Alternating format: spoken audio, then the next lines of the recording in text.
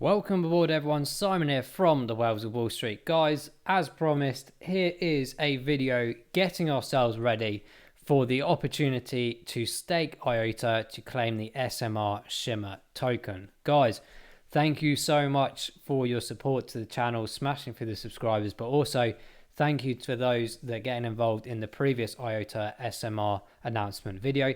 So guys, let's go into this. Before we do that, very quick recap. So of course, the opportunity to stake IOTA, you get one SMR token every 10 seconds per IOTA token that you have, 1v1.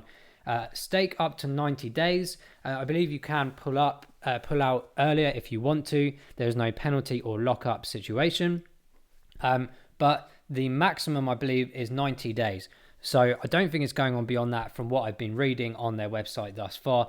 There's a nice little calculator on here, shimmer.network/claim. You can work out versus how many MI tokens you've got versus the amount of days that you're staking for, of course, and it will tell you how many tokens you will be getting. This is all done through the Firefly app on your desktop, but we will show you that in a second of how to prepare to get these. But first of all, Firefly Wallet on this website, you can press the link and it will take you to this site here where you can install the Firefly application via Windows, Mac OS or Linux, which I think is fantastic to see they're allowing it on there as well. And this is kind of like the platform. I'll show you my physical one in a second because there's a couple of different login opportunities that we have catering towards the different options that you might require. First things first, I'm going to use Binance because there are, of course, other exchanges that the IOTA token are available on. Bitfinex being probably one of the other popular ones. There's a few others listed on here as well. But for me, Binance is one where I've held IOTA for some time. I've uploaded some IOTA this morning just for demonstrative purposes for this video. So let's go into that first of all. First things first, guys, for Binance, on my high recommendation within the security settings of your app or via the browser, which I'm using right now, is to find the withdrawal whitelist section and enable that. What does that do? It means that when you go into address management, you can add all your external wallets and addresses into here. Not only will it confirm that and triple check that it is definitely the correct address that you're using, but it also gives you another layer of security to make sure you're not putting things in the wrong addresses or sending it to the wrong people, or this, that, and the other.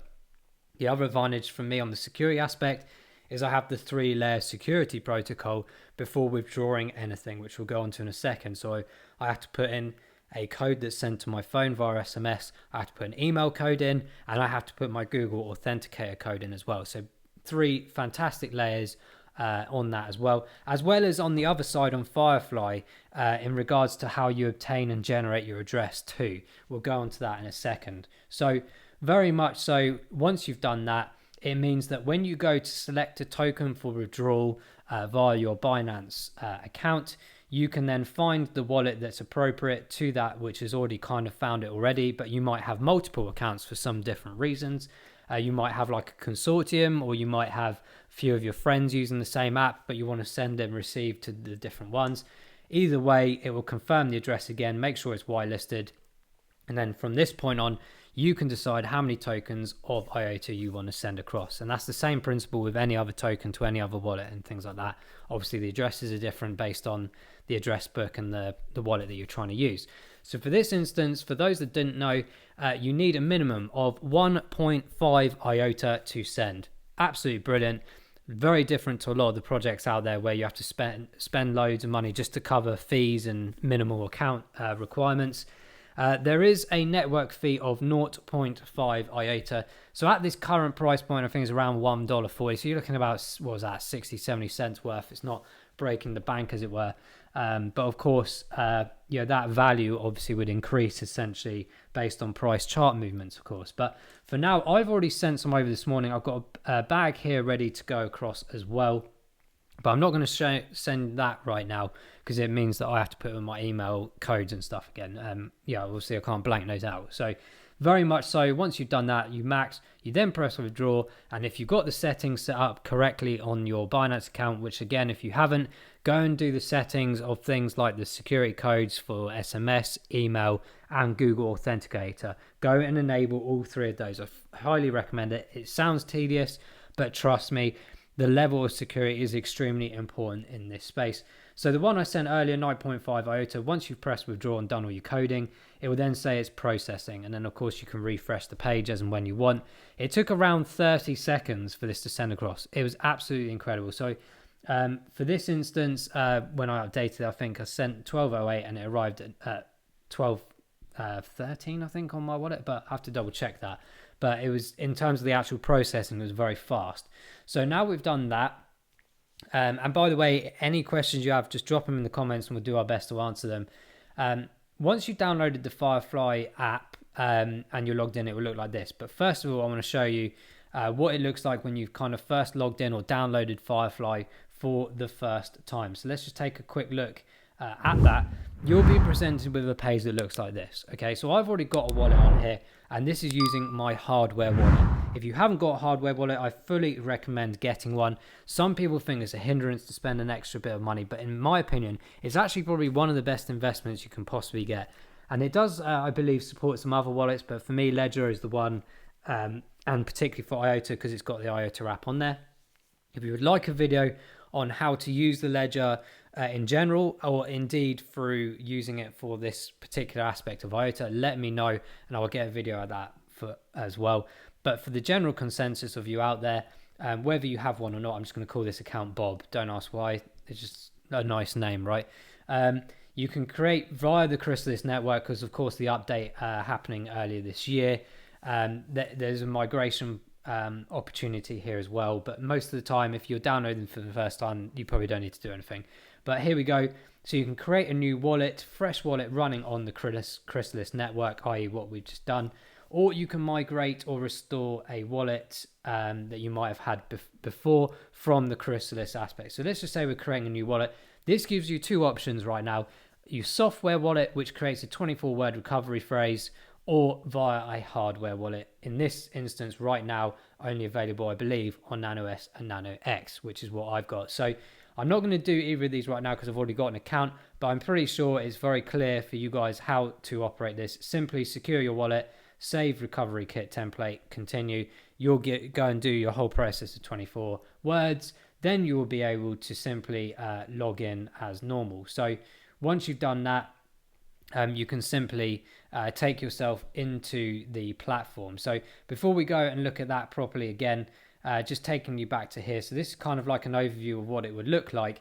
Now, one thing to mention, if I can't remember if I already mentioned this or not in the video, but the staking aspect is not available just yet. Okay, so we have to wait a bit of time. They will give us apparently 24 hours notice of when we are able to eventually utilize the IOTA token being used for the SMR drop of staking. Okay, so we need to keep an eye on that. I do recommend keeping an eye on their social media platforms on a daily basis. It could happen at any time. I have asked them directly via social media and everything, what's going on, guys? What's the situation with this? When are we likely to hear about that? I'm not expecting kind of an exact date answer, if you like, but at least to know maybe what month it is or if it's coming weeks, because the last thing you want to do is chuck everything on the wallet and find out that actually it's not happening for another 6 months and you could have just left it on the exchange for a bit for trading purposes. But irrespective of that, for me personally, I always like to keep my assets off exchanges anyway, so it's not really a big hindrance to me in general. But that's just something I wanted to add into the equation for you to think about as we kind of move on from that. So this is kind of like what it looks like on the screen right now. From my understanding, you'll get these like two little circles under this sort of wallet icon on the left hand side, and then it'll give you the opportunity for staking. This to me is probably like maybe a testnet scenario of being able to see what that kind of looks like. But like I said, it's not fully ready yet. So IOTA staking will begin shortly. We will only share the exact date 24 hours in advance to make it as fair as possible for the community. if you believe in the future of decentralization and want to be an early adopter of Shimmer, don't miss this opportunity to be part of the launch of the Shimmer token economy. So that is very much their words, not mine, obviously, because I just read it out to you. But that is it. That is where they are with that. So going back to my Firefly app in a second. But yeah, do go check out more details as much as possible. Make sure you're confident and happy with everything that's going on before you crack on with it. So what I'm going to do now is just show you very quickly the overlay of the platform once we've logged in. So this is where I am at the beginning. I've already got my wallet set up. I've already got a PIN code application put in. I'm just going to log into my ledger using my, I think it's 9 digits, 1 2 3 6 7, I think it's 8 digits for me.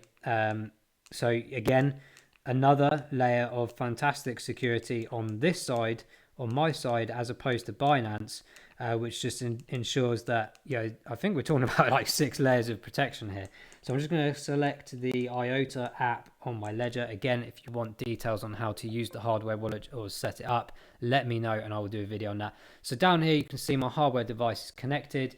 My wallet's uploaded, showing me how much MI I've got in there, or IOTA tokens, the value of them at this current point in time. And simply, if I want to receive tokens, this goes back to the point about Binance of the address. The way you get the address is to simply go into here, select the wallet. If you have multiple ones, you can obviously choose that, generate the address. Because I'm logged in already on my my ledger, I can just scroll down here, triple check the address matches what I've got on my ledger screen. Okay, that. Instantly I get the QR code that you can traditionally use for Binance, or indeed copy this address across onto clipboard, and that's where you can enter it into your whitelist application aspect on the security. Or if you can't be bothered with all that for whatever reason, you can simply just directly put that into the withdrawal address on your Binance account. So once you've done that, it literally takes no time at all. Like I said, mine took 30 seconds to come across as crazy. Sometimes it might be a bit longer or quicker. It just depends on network capacity and things like that. But this beauty of this is that it's now secure. I've got the private key of it. It's essentially in my full ownership and my secure element and in my possession. But I'm also, more importantly, for this aspect of SMR tokens, ready for the staking when it goes live. The best way you could probably do it, so you don't rush around with all the network possibility problems that you might have when people go, oh my god, I need to rush, I need to do this quickly, and then you get stuck and frustrated and things go wrong, you make mistakes. Just get prepared, do it. It literally, once you get your head around it, whether you're doing the software version 24 words or through a ledger, in my opinion, it's a very simple process. Even if you're new to the system, do not worry. We've all been there. Just drop us comments and we might be able to answer them, or at least reach out to the guys at Firefly or IOTA and they might be able to help you out as well. So that's very much a bit of a wrap up, guys. Obviously, it's a shame to not be able to show you just yet the staking aspect of how it's working, but we will do another video on that once we know the confirmation launch. We might even do a live video on it and show you how to get involved in it and get up and running with the staking.